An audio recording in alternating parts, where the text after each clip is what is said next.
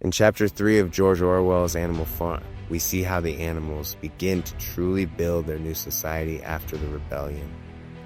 The chapter focuses on their hard work, their spirit of unity, and the early signs of leadership struggles.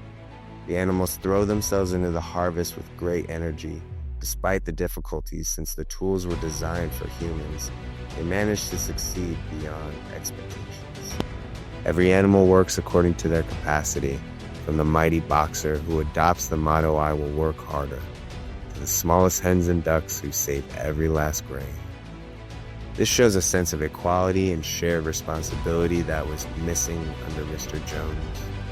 We also see that Sundays are set aside for meetings and debates. The pigs, with their intelligence, take leadership roles, while Snowball introduces committees and education programs.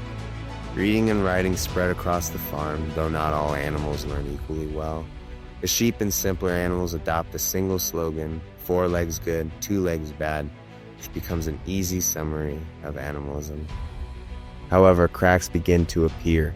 The pigs claim the milk and apples for themselves, with Squealer cleverly persuading the others that it is for their own good, warning them that Jones might return if the pigs fail in their duties.